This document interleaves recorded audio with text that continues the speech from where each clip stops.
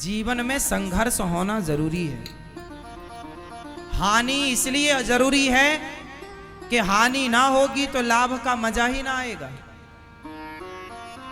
इसलिए बच्चों को संघर्ष करना सिखाओ, बड़ों का सम्मान करना सिखाओ, मर्यादित बोलना सिखाओ।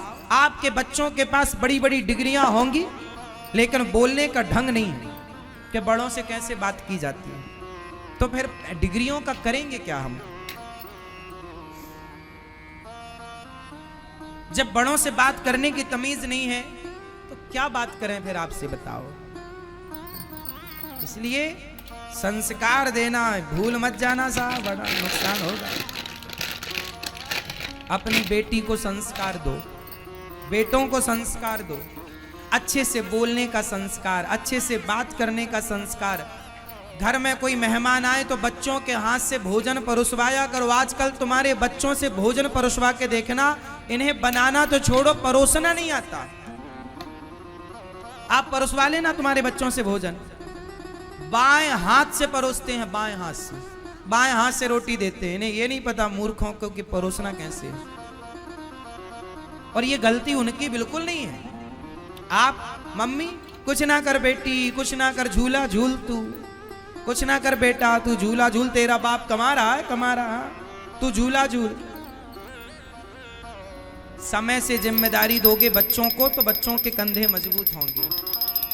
इसलिए समय पर तुम लोग तीर्थ यात्रा पे निकला करो थोड़े दिन के लिए, बच्चों को जिम्मेदारी देकर, ताकि पता लगे कि तुम्हारा बच्चा कितना मैनेज कर पा रहा है, कितना नहीं कर पा रहा। कर पा रहा है तो ठीक है, और नहीं कर पा रहा है तो जिम्मेदारी दो ताकि वो सीखे और सिखाओ। ऐसे नहीं, ऐसे काम किया जाता। समय पर बोझ आएगा ना तो कंधे मजबूत होंगे, और समय निकल जाएगा तब बोझा पड़ेगा तो टूट जाएंगे कंधे। जवानी, जिस दिन आपका बेटा पढ़ाई पूरी करे, ध्यान से सुनो, जिस दिन आपके बच्चों की पढ़ाई पूरी हो, जिस दिन, उसी दिन से बच्चों को काम पर लगाओ। ये काम करना है तुम्हें। बाप का काम संभालो तुम, बिजनेस तुम संभालो, व्यापार तुम संभालो, खेती तुम संभालो, संभालो, इसे बढ़ाओ। व्यापार को पिता ने इतना किया तुम और बड़ा करो, खेती को पिता ने इतना किया तुम और पढ़े लिखे हो। तुम्हारा बाप तो कम पढ़ा लिखा था, तुम ज्यादा पढ़े लिखे हो, तुम और बड़ा करो और बढ़ाओ। पढ़े लिखे हो, लेकिन गलती कुछ माँ बाप की भी है कि बाप कहता नहीं नहीं मैं ही जा रहा हूं दुकान, तू घर बैठ। अब वो घर में बैठा मोबाइल चला रहा है, मोबाइल चलाते चलाते किसी छोरी के चक्कर में पड़ गया। अब बाप कमा कमा के दे रहा है, वो सुरा सुंदरी में पड़ गया। अरे बच्चों को काम पर नहीं लगाओगे तो खाली दिमाग शैतान का। यदि व्यस्त हैं तो वो व्यस्त रहेंगे, अच्छा होगा, और फ्री हैं तो उनका दिमाग गलत जगह पर जाएगा, वो गलत होंगे। फिर मत रोइएगा कि बच्चा गलत हो गया। क्यों आपने जिम्मेदारी नहीं दी? हम तो जब 17 साल के थे तब हमारे ऊपर जिम्मेदारी आ गई थी। 17 वर्ष की उम्र में, जब हम 17 वर्ष के थे, हमें अपना पढ़ना भी था और पढ़ करके पैसा कमाना भी था और कमा करके घर देना था, क्योंकि घर में इतनी गरीबी थी कि घर पेट भोजन नहीं मिलता था। हम बचपन में भीख मांगा करते थे, जब भीख मांग के लाते थे तब घर में रोटी बनती थी, भीख ना मांगते तो घर में रोटी नहीं बनती। इस स्थिति से हम गुजरे हैं। गांव में भीख मांगते थे हम, गांव में घर घर जाकर के, यदि ना मांगते तो भूखे रहते। मांगना मजबूरी थी। उस स्थिति से गुजरते गुजरते गुजरते गुजरते कर्म नहीं छोड़ा, भगवान के आश्रित रहे हैं।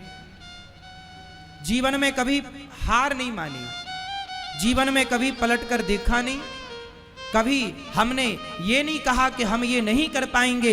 इस धरती में जितना कठिन काम हो आप वो हमें दे दीजिए, हम उसे करके दिखाएंगे।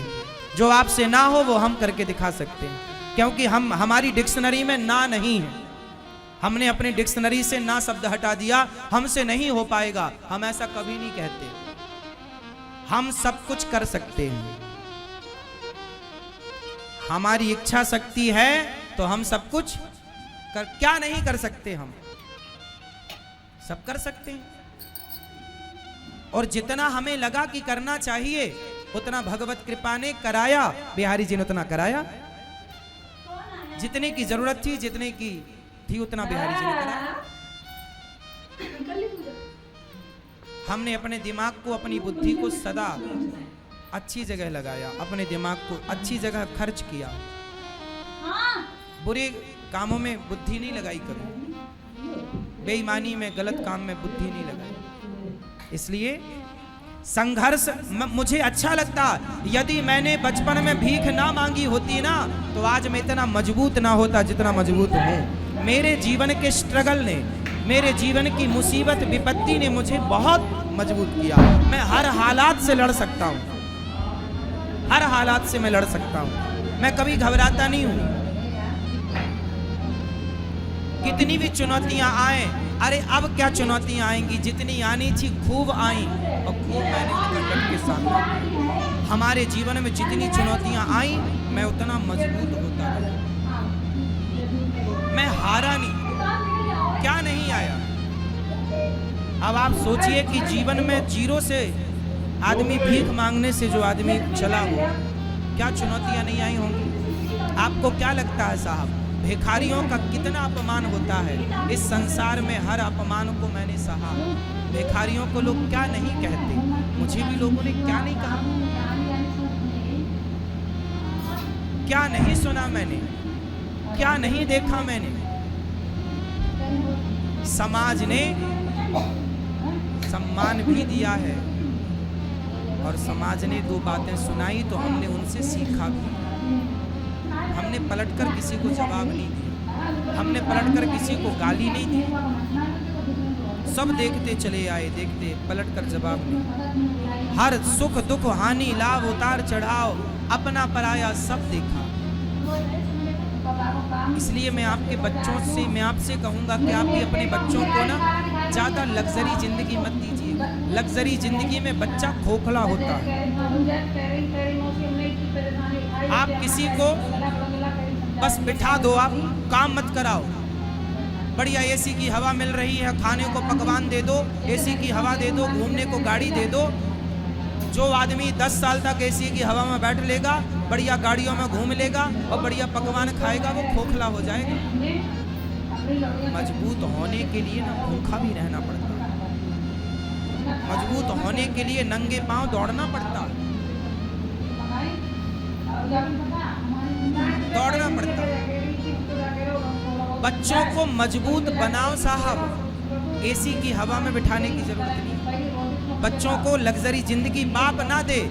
बाप तो बच्चों को स्ट्रगल करना सिखाए। बेटा मेहनत करो, कमाओ, अपना कमाओ, अपना बिजनेस करो, अपना करो। हर सुख दुख उतार चढ़ाव को देखो, हर मुसीबत का, हर विपत्ति का सामना करो।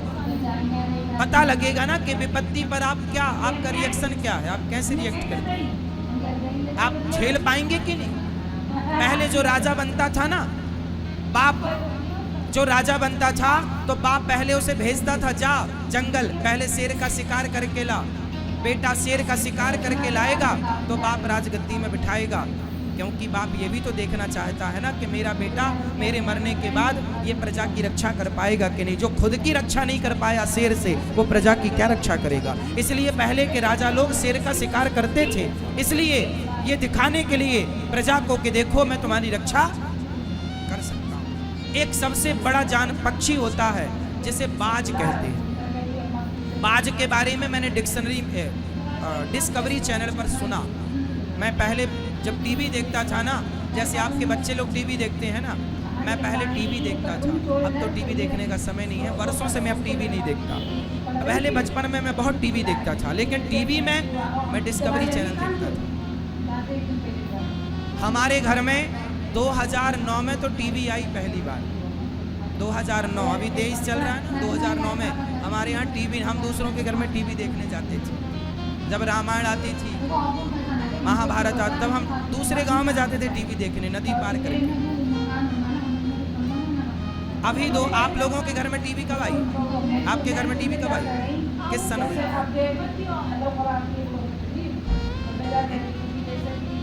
हमारे यहाँ हम पहली बार अपनी कमाई से जो पैसा हम कमा कर लाए, तो उस कमाई से हमने सबसे पहले 9,000 रुपये की टीवी खरीदी थी। आज भी वो टीवी 2009 में खरीदी थी, आज भी वो टीवी।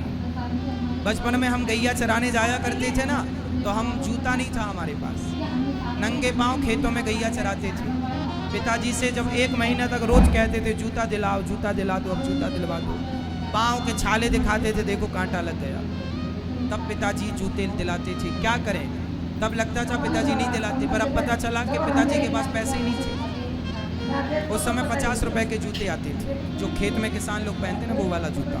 हमारे सारे दोस्त जो गैया चराने हम लोग साथ में जाते थे, 4-6 लड़के, तो सब जूता पहन के जाते थे, टोपी लगा कर जाते थे कि धूप ना लगे, क्योंकि गैया तो धूप में खड़े होकर चराना पड़ती है, हर जगह पेड़ नहीं होता। तो मैं जूते के लिए कई बार कई सालों तक, मुझे अच्छे से याद है, सालों तक नंगे पांव गैया चराई, सालों तक।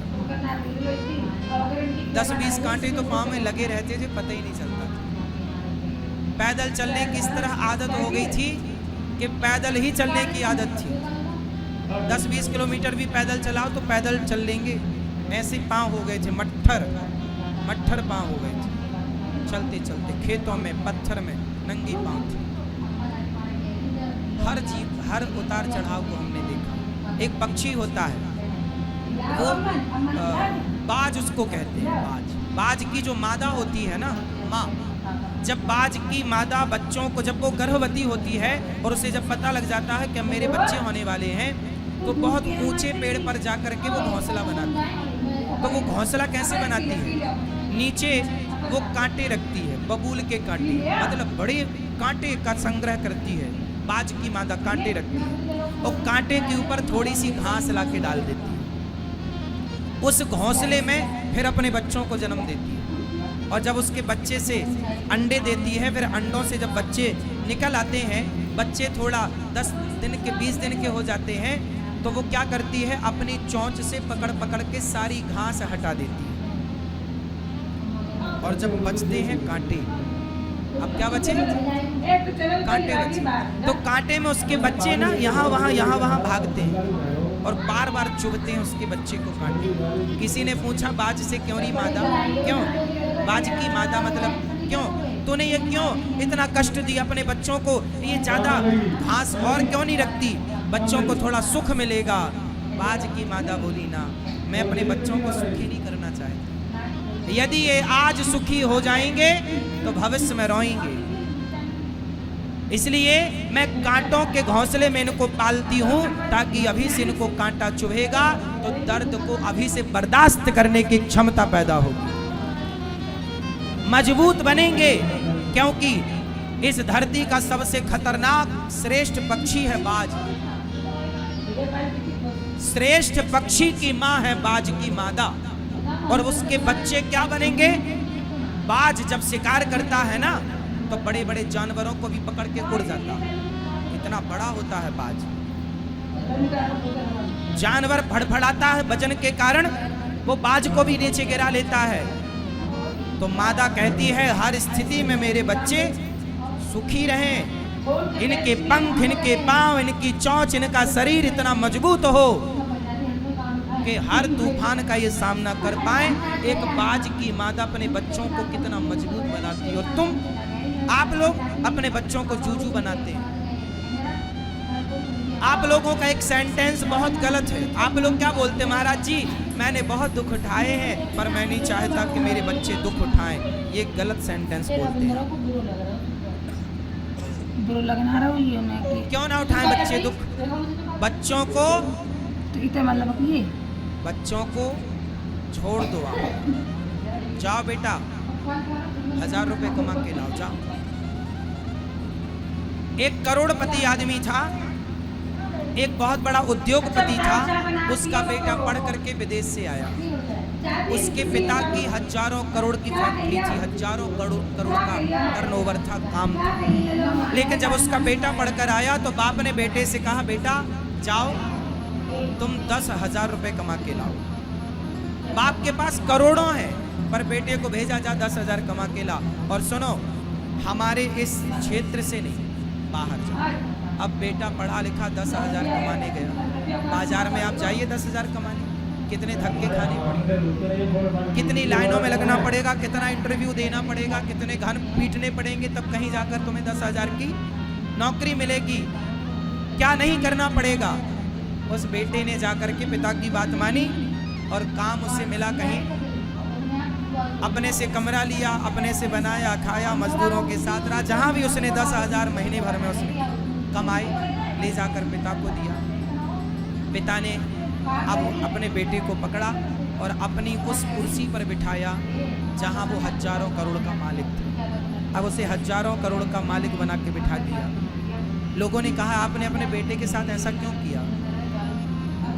उस आदमी ने कहा कि मेरा बेटा विदेश में पढ़कर आया है, सारी सुख सुविधाएं इसने पाई हैं। आज जब ये 10,000 कमा के लाया तो इसे पता लगा कि 10,000 कैसे कमाए जाते हैं।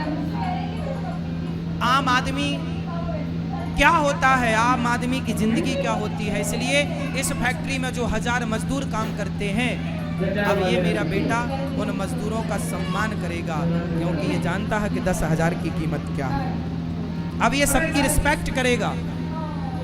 यदि ये बड़े बाप का बेटा बन के बैठ जाता तो ये आम आदमी को मच्छर समझता कि तुम्हारी औकात क्या हमारे सामने। अब तो ये लाइन में लग के देख चुका है कि 10,000 के लिए ये जो लोग हैं, ये परिवार चलाने के लिए 10-10 हज़ार की नौकरी कर रहे हैं, बेचारे किस तरह परेशान हो रहे हैं। तो व्यक्ति को आप अपने बच्चों को धनवान बना देना बड़ी बात नहीं है साहब। उस धन को मेंटेन करना, क्या आप उस धन को सही, क्या उस धन का आप सही उपयोग कर पा रहे हैं? क्या उस पैसे की कदर कर पा रहे हैं, इज्जत कर पा रहे हैं, या उसका आप दुरुपयोग कर रहे हैं?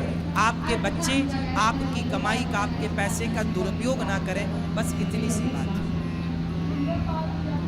पैसा मिलता है लोगों को तो दुरुपयोग करते हैं। आप अपने बच्चों को इतने संस्कार देना कि वो अपने धन का केवल सदुपयोग और अपनी मेहनत से कमाए, बेईमानी से ना कमाए, ईमानदारी से कमाए।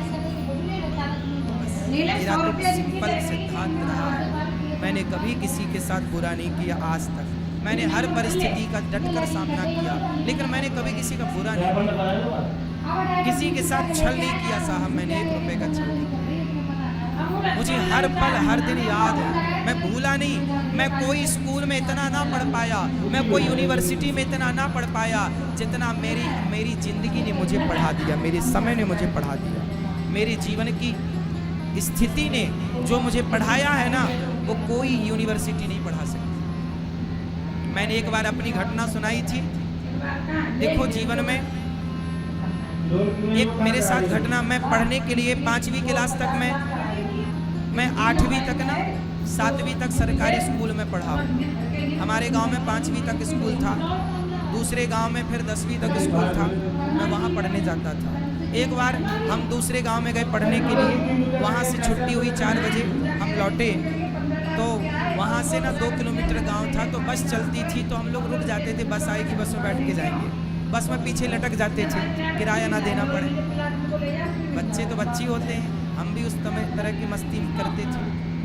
घुस जाते थे चुपके से बस में, और 2 किलोमीटर था, अगला स्टॉप गांव था, वहाँ बस रुकती, उतर जाते। बहुत सारे बच्चे थे, बस वालों को भी पता था कि इनसे बच्चों से क्या किराया लेना, वो लोग नहीं देते थे किराया। कभी वो किराया मांगता था, उस समय तो चवन्नी चलती थी, हमारे टाइम पे ना चवन्नी चलती थी, 50 पैसे चलते थे।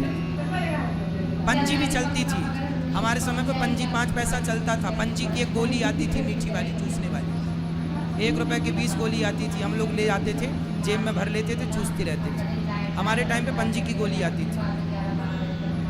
और एक बिस्किट आता था 1 रुपया का, आर के बिस्किट, छोटा, इतना बड़ा बिस्किट आता था। पार्ले जी बड़ा महंगा था, पार्ले जी खाने की औकात नहीं थी। पार्ले जी तब भी 5 रुपया का था, 4 रुपए का। तो एक बार मैं गांव आ रहा था, शाम को क्या हुआ कि समोसे की दुकान थी, तो समोसा खाने का मन हुआ। समोसा 1.5 रुपए का था और मेरे पास लगभग 1 रुपए था। मैंने बोला भैया 1 रुपए ले लो, समोसा दे दो। तो समोसे वाले ने समोसा नहीं दिया। मैंने कहा भैया दे दो 1 रुपए का समोसा। बच्चे थे, अब 6वीं पढ़ते थे उस समय, हम 6वीं क्लास के बच्चे थे, तो कितने बड़े थे हम। तो समोसा मांगा, उसने नहीं दिया। तो हमने जिद की 1 रुपया ले लो भैया, दे दो। तो हम उसकी दुकान में बैठे थे, उसने हाथ पकड़ के बाहर कर दिया, चलो बाहर यहाँ से, उसने बाहर कर दिया। तब से हमें सबक मिली कि जितनी औकात है, जितना चादर है, उतना ही पाँव पसारना चाहिए। मतलब जीवन में अभाव क्या होता है ये मैंने खुद देखा, एक एक चीज का अभाव। मेरे पिताजी ने आखिरी बार मुझे केवल मेला घूमने के लिए 2 रुपए दिए थे, ये मुझे याद है।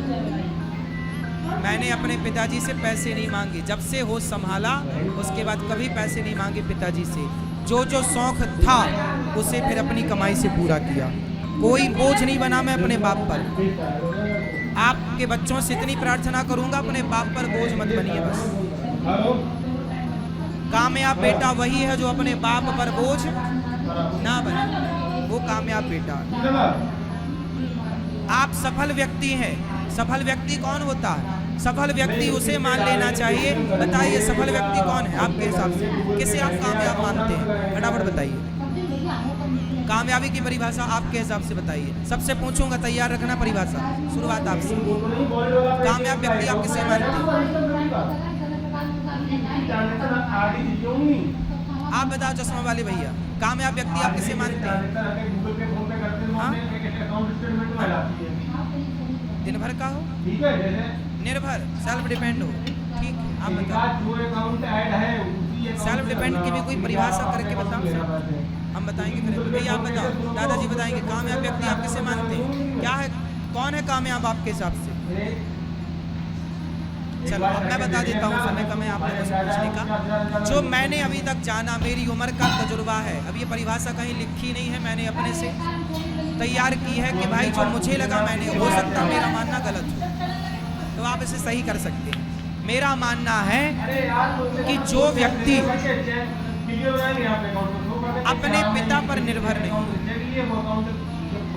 जो अपनी गृहस्थी अपनी कमाई से करता चलाता हो, जो अपनी माँ और अपने पिता को भी अपनी कमाई की रोटी खिलाता हो, जो माँ बाप के धन की रोटी माँ बाप को ना खिलाए, जो अपनी मेहनत अपनी कमाई की रोटी अपने माँ बाप को खिलाए, अपनी कमाई की रोटी अपनी पत्नी को खिलाए, अपनी कमाई से अपने बच्चों को पढ़ाए लिखाए और उसके ऊपर किसी का कोई विशेष दबाव ना हो, जो अपनी कमाई से अपनी मेहनत से अपने लिए घर बना ले, अपनी मेहनत से अपने माँ बाप का अच्छे से अच्छे हॉस्पिटल में इलाज करा ले, अपनी माँ बाप की वो सेवा कर ले, अपनी माँ बाप की दवाई इलाज के लिए किसी पर निर्भर ना रहे, जो अपने गृहस्थी के काम अपने से कर ले, किसी के सामने उसे हाथ ना पसारना पड़े, बस उसी को आप कामयाब समझिए। किसी के सामने उसे हाथ ना फैलाना पड़े, बाप के सामने भी हाथ ना फैलाना, उसे आप कामयाब, वो कामयाब कि वो सेल्फ है। उसे बच्चों को पढ़ाना है तो दूसरों का मुंह नहीं देखना पड़ेगा कि भैया तुम पैसे दो, फिर पिताजी जरा पैसे दो प्लीज, नहीं, हम पढ़ा रहे, पैदा किए हो ना तुम ही तो पैदा किए हो, तो पढ़ाएगा बाप क्यों? तुम पढ़ाओ अपने बच्चों, या फिर पहले अपने आप को योग्य बना लेते फिर बच्चे पैदा करते। किसी पर भार क्यों बनते हैं? बाप पर भी भार नहीं बनना चाहिए मेरा मानना। क्यों जी, क्या कहते हैं आप?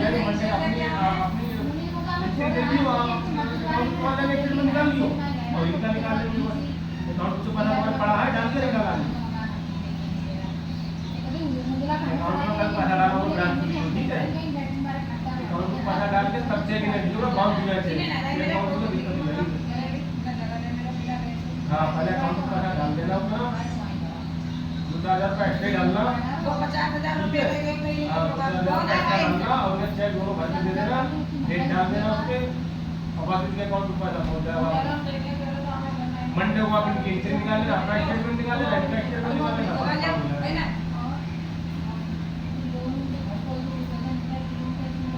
आप पेटीएम कर दो, आपकी लिमिट हाइट थी, ये मैं कह रहा हूँ कि 1.5 लाख रुपया बिजनेस करोगे, लिमिट है उसकी।